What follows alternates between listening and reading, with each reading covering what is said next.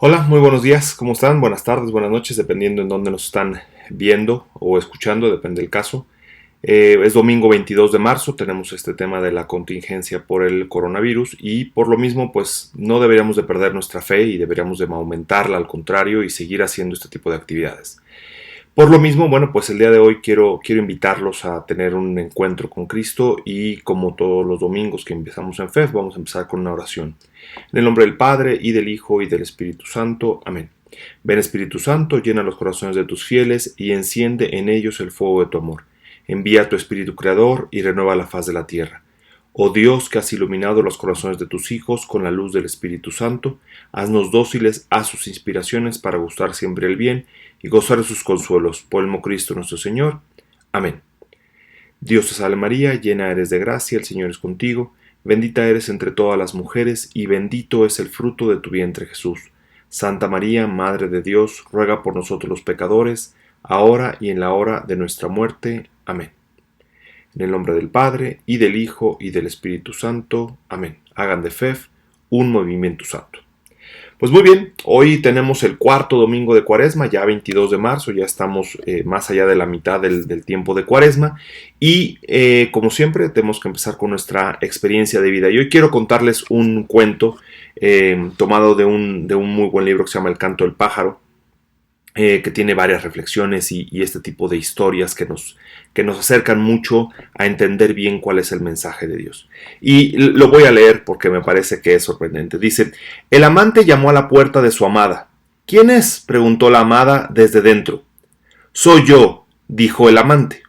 Entonces márchate, en esta casa no cabemos tú y yo. El rechazado amante se fue al desierto, donde estuvo meditando durante meses, considerando las palabras de la amada. Por fin regresó y volvió a llamar a la puerta. ¿Quién es?, y contestó el amante. Soy tú.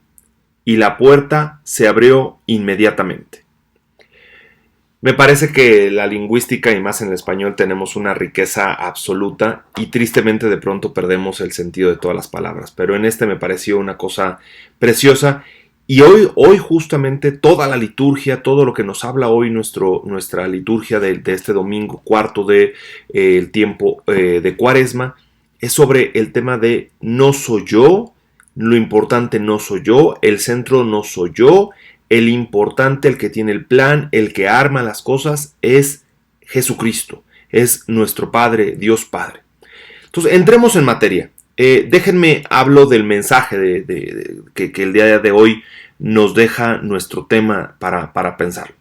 La máxima virtud, y esto lo dicen muchos teólogos, filósofos, en particular Santo Tomás de Aquino en su momento lo mencionaba, también San Agustín, la máxima virtud es la humildad.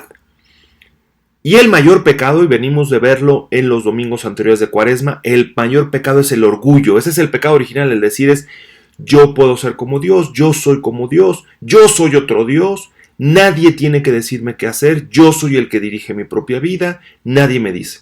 Entonces, hoy nos pone un vis a vis: pecado, orgullo, gracia, humildad.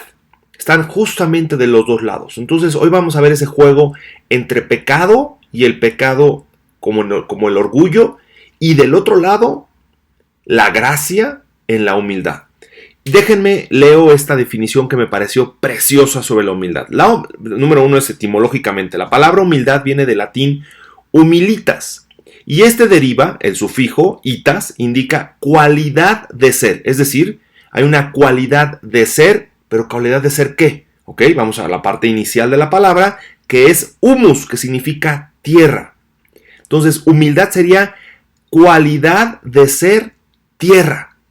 En algunas versiones, cualidad de ser fértil, de ser un terreno fértil. La palabra humildad está relacionada con la aceptación, fíjense, de nuestras propias limitaciones, de nuestra bajeza, de nuestra sumisión y de nuestro rendimiento.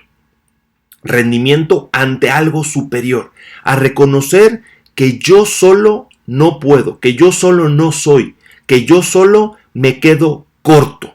¿Ok? Muy bien. Vamos a las lecturas de nuestro domingo que me parecen preciosas. La verdad es que la liturgia de Cuaresma siempre es preciosa pero en particular les diría que la de hoy me parece que es una liturgia bellísima. Número 1, el primer libro del que vamos a hablar es del libro de Samuel. La primera lectura es del libro de Samuel. Recordar, Samuel es el último de los jueces. Los jueces, explico esta parte porque es importante, si recuerdan, después de la salida de Egipto, ya no hay un líder como tal y surgen los jueces. Tenemos, de hecho, es el séptimo libro de la Biblia, ustedes pueden verlo, en la Biblia está el libro de los jueces, justamente después del libro de la historia de la muerte de Josué, que es quien lleva, digamos, a los judíos después de que Moisés no puede entrar a la tierra prometida. Josué los hace entrar a la tierra prometida y después vemos toda la historia de los jueces. El penúltimo es Sansón y el último es Samuel. Bueno, pues hoy vamos a leer sobre este libro de Samuel, que él va a ser el que además le va a tocar el trabajo de ungir a los dos primeros reyes del pueblo judío, a Saúl y después, de quien vamos a hablar el día de hoy, de David, ¿no? Entonces, la lectura nos va a narrar cómo Samuel va a ungir a David. Entonces, déjenme hago la lectura. Número 1, les dejo por ahí para si quieren hacer tarea extra, busquen en el libro de Isaías, en el capítulo 11, en el versículo 1, cómo hay una referencia directa a la lectura del día de hoy. Lo dejo ahí de tarea, busquen ahí en Isaías 11, el primer versículo.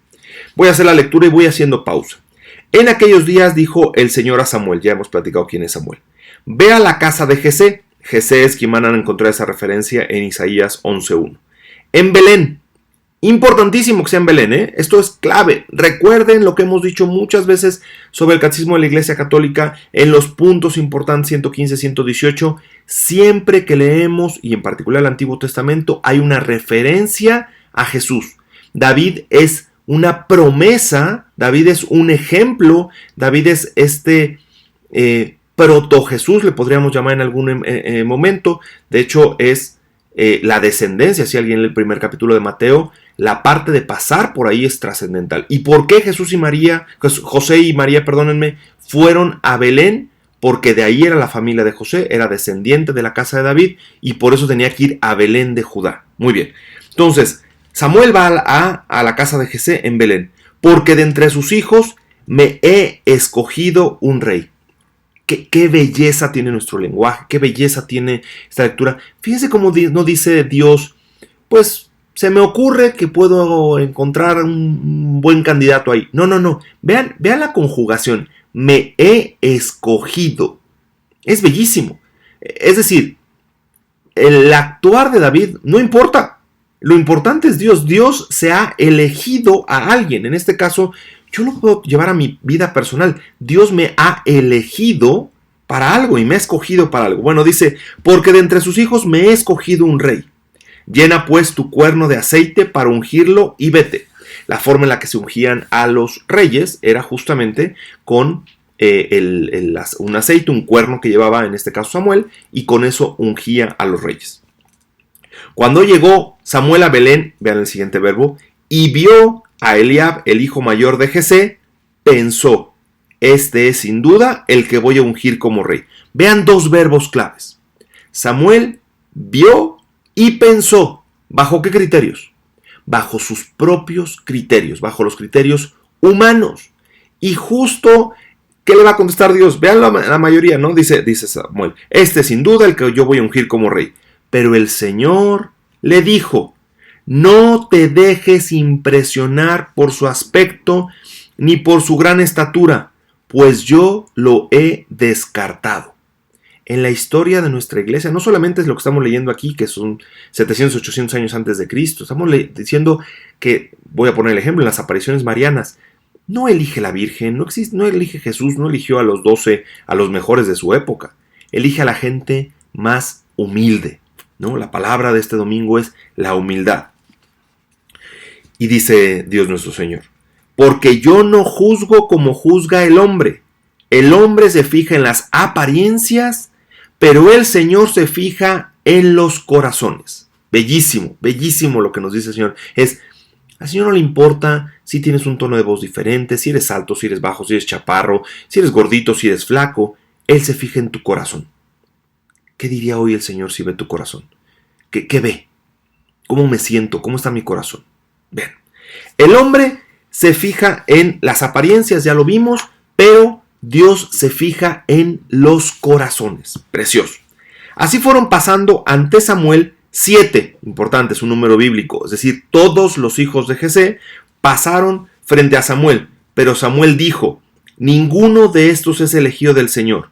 Luego le preguntó a Jesé: ¿son estos todos tus hijos? Él respondió: falta el más pequeño, el más humilde, el que pareciera, es más, Jesé ni siquiera lo consideró, ni siquiera se lo quiso presentar a Samuel, porque pensó que es el más chiquito, ¿qué? ¿No? Acuérdense la importancia en el pueblo judío del primogénito.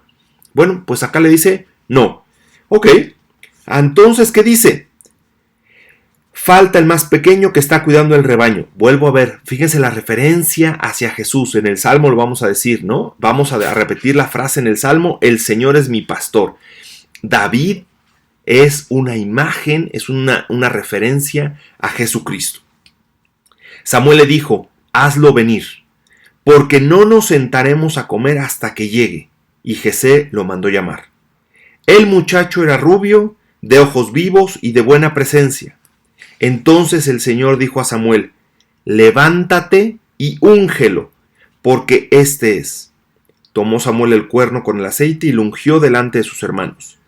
Bellísimo lo que viene después. A partir de aquel día, el Espíritu del Señor estuvo con David. Palabra de Dios. Trascendente el tema del ser ungidos. Los que somos bautizados fuimos ungidos. Y se nos diría la misma frase que dice al final de esta lectura: a partir de aquel día el Espíritu del Señor estuvo. Si no fuera suficiente el bautismo, en la confirmación, y los sacerdotes en el sacerdocio van a ser ungidos. 3 sacramentos que tenemos en los cuales hay un tema de que se nos unja, ¿no? Para los que no somos sacerdotes, únicamente 2, durante el bautismo y durante la confirmación, pero somos ungidos. ¿Para qué? Para recibir al Espíritu del Señor. Bellísima, la lectura de hoy de la elección de David es bella, es un tema de una selección, no porque es el más alto, no porque es el primogénito, sino la frase de Dios: Él se ha escogido a un rey. Él te ha escogido de la misma forma. Bellísimo el texto del día de hoy. Déjenme del Salmo del día de hoy, de nuestro Salmo 22, que es precioso, que deberíamos de sabernos de memoria. Me voy a quedar solo con la primera, lo que recitamos durante 4 veces en el Salmo del día de hoy. El Señor es mi pastor. Todo texto bíblico, en particular en el texto, cuando debemos de ver siempre, acuérdense, la referencia literal. Si Él es el pastor, la pregunta es: ¿quién soy yo? Si Él es el pastor, no puede haber otro pastor. En todo rebaño hay un solo pastor. Si tú hoy recitas el Señor es mi pastor, estás diciendo: yo no soy el dueño de mi vida. El dueño de mi vida es Dios. Él es el que dirige. Él es el que va mandando. No soy yo. Él es el pastor. Cuando yo le diga el Señor es mi pastor, estoy diciendo también: Señor, yo soy tu rebaño. Yo no soy el que manda. Yo no soy el que dirige. Tú eres el que dirige. Me voy a la segunda lectura para hacer esto muy puntual y muy específico para este domingo.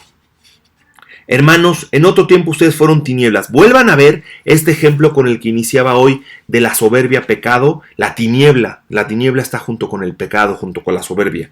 Pero ahora unidos al Señor son luz, la gracia, la humildad. Unidos, solos no. Fíjense cómo primero éramos solos, pecado, soberbia. Unidos, gracia, luz, humildad. ¿Ok? Por lo tanto, como hijos de la luz, y quiero hacer hincapié en esta segunda lectura de 3 cosas. Dice San Pablo: si somos hijos de la luz, va a haber 3 cosas en nuestra vida. Número 1, bondad. Número 2, justicia. Y número 3, verdad. De esta segunda lectura me quedo solo con una pregunta: ¿cuántos actos de bondad, cuántos actos de justicia y cuántos actos de verdad suceden en tu vida? ¿Qué estás haciendo en ese sentido? ¿Qué estoy haciendo para ser bueno? ¿Qué estoy haciendo para ser justo? ¿Qué estoy haciendo para ser verdadero? porque esos son los símbolos de ser hijos de la luz. Clave y fundamental. Y termina, porque además se conecta precioso, nuestra segunda lectura con el aleluya del día de hoy. ¿Qué dice? Por eso se dice, despierta tú que duermes, dormido, pecado, soberbia. Levántate de entre los muertos y Cristo será tu luz. Luz, gracia, humildad, unidad. ¿Ok? Vámonos a la aclamación del Evangelio. ¿Qué dice? Yo soy la luz del mundo, dice el Señor. El que me sigue tendrá la luz de la vida. Él es la luz. El Señor no nos dice, los voy a guiar hacia una fuente de luz. Les voy a dar un camino para llegar a la luz. Tengo un método para llegar a la luz. No. Jesucristo dice, yo soy la luz. Vean lo fuerte que es nuestra religión, vean lo fuerte que es creer en Jesucristo. Él no dice tengo un método, no es una idea, no es una creencia, no es una filosofía. No. Él se declara la luz. Bien, el Evangelio tiene una cantidad de texto para analizarlo. Me voy a quedar con solo algunos aspectos y los voy a ir subrayando. Les voy a compartir también el análisis para que ustedes lo puedan releer y lo puedan analizar. Dice, en aquel tiempo Jesús vio al pasar a un ciego. Fíjense lo que significa. Hay un texto bellísimo de Isaías donde dice pasó, ¿no? Muy pocas veces vemos que Jesús o Dios Padre se quede, simplemente pasa. Es suficiente con que Él pase para que todo se transforme. Hay una lectura preciosa de Abraham donde abre a los animales y Dios únicamente pasa entre ellos, ¿no? Y eso es el símbolo de la alianza. Entonces, que Dios pase, que Jesús pase a tu lado, ya es un milagro. El único tema es que hay que tener mucho cuidado, como decía San Agustín, teme de la gracia de Dios que pasa y no vuelve. Cuando la gracia de Dios pasa, aprovéchala, tómala, no lo dejes ir. Un poco como los discípulos de Maús. Recuerden la lectura bellísima de los discípulos de Maús. Jesús hace ¿qué señal? Hace como que pasaba de largo, dice el texto bíblico precioso que vamos a leer el domingo de resurrección. Pasaba de largo. ¿Y qué le dicen los discípulos de Maús? No te vayas. No solamente pases, quédate con nosotros. Lo mismo este domingo. Jesús pasa únicamente junto a este ciego, que no era un ciego de enfermedad, es decir, un ciego de nacimiento. ¿Qué eso qué involucra? Nunca había visto la luz. Pero si Jesucristo es la luz del mundo, tenía que darle la luz a este hombre. Pasa y le dice, déjenme antes de que haga el milagro, le preguntan una cosa que todos nosotros nos preguntamos. ¿Por qué este hombre es ciego? ¿Quién pecó, sus padres o él? Hay toda una creencia judía de que hasta un bebé no nacido podría cometer pecado. Ideas que Jesús hoy va a rechazar. Dice, fíjense qué belleza. No es por un pecado. Este hombre nació así para que en él se manifiesten las obras de Dios. Cuando esté pasando una crisis en tu vida, vuelve a leer este texto. Esto está pasando en tu vida para que se manifiesten las obras de Dios. ¿Fácil de entender? No. Muy complicado. Pero el texto es claro para que nosotros trabajemos como María. Como María muchas veces dice el texto bíblico, guardaba estas cosas en su corazón. Porque hay muchas veces que humanamente no entiendo las cosas, pero solamente Dios las entiende, y por eso el texto de hoy es precioso. Cuando algo no sale como nosotros creeríamos que tendría que pasar, deberíamos devolver este texto que dijeran, nació así para que en él se manifestaran las obras de Dios.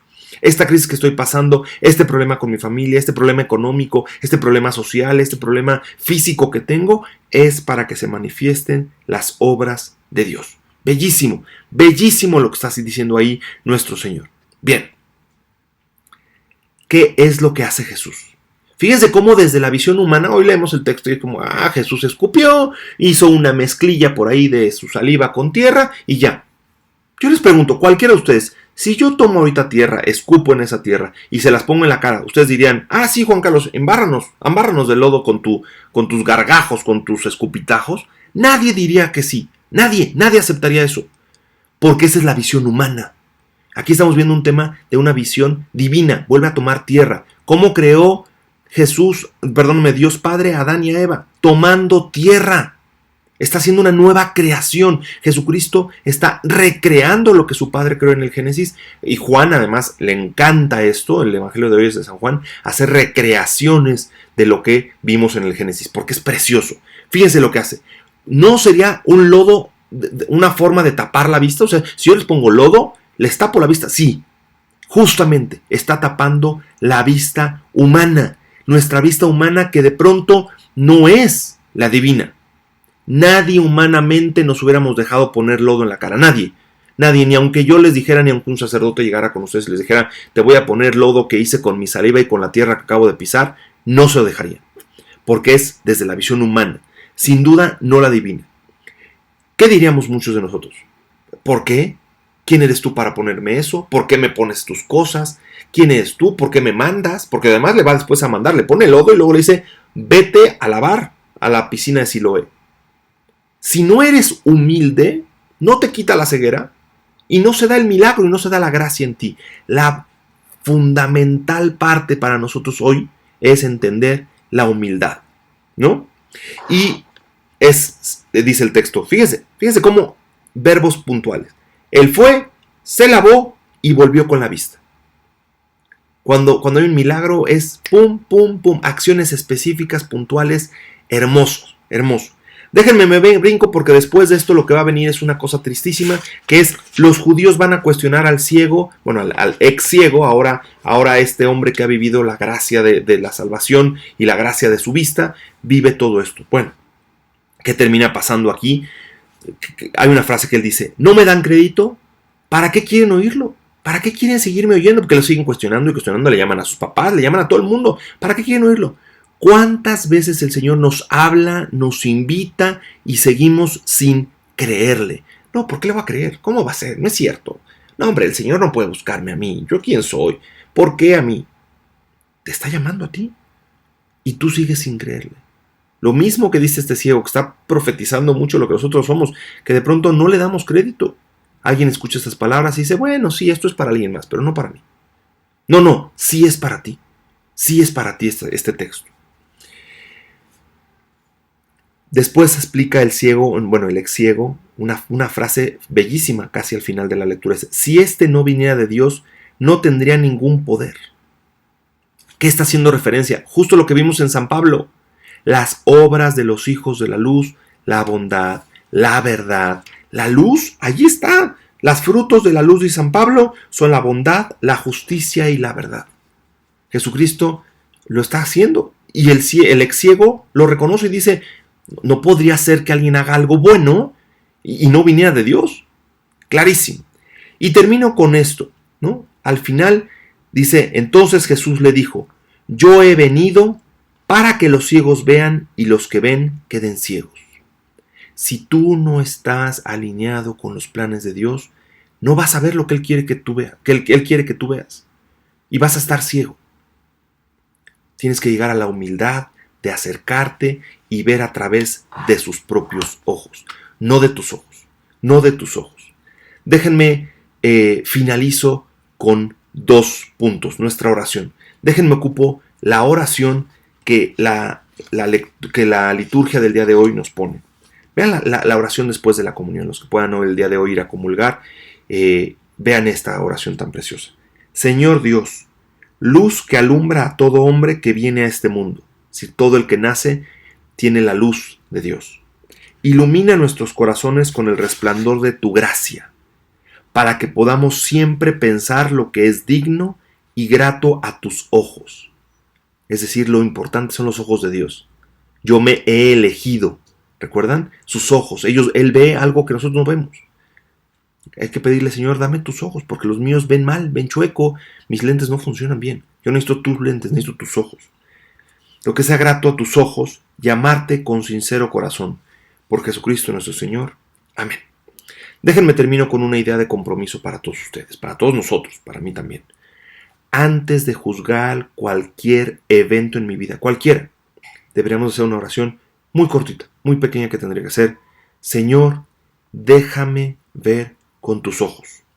Dame la humildad de no ver con mis ojos, sino de ver con tus ojos. Vamos a terminar con esta oración, poniéndonos en sus manos. Señor Jesús, tú nos has invitado a que veamos. Hoy, Señor, yo te pido que abras mis ojos, que abras los ojos de todos los que escuchan, los que ven tu palabra. Te pido que seamos humildes, Señor, que seamos hijos de la luz, que nos pongamos los lentes de tu voluntad, de tus planes. María Santísima, tú que entendiste plenamente que la gracia estaba en seguir los planes de Dios y dijiste, hágase en mí según tu palabra, ilumina nuestros pasos para llegar a esa humildad. Dulce Madre, no te alejes, tu vista de mí no apartes. Ven conmigo a todas partes y solo nunca nos dejes. Ya que nos proteges tanto como verdadera Madre, haz que nos bendiga el Padre, el Hijo y el Espíritu Santo. Amén. Que Dios los bendiga. Un excelente domingo. Mucha salud.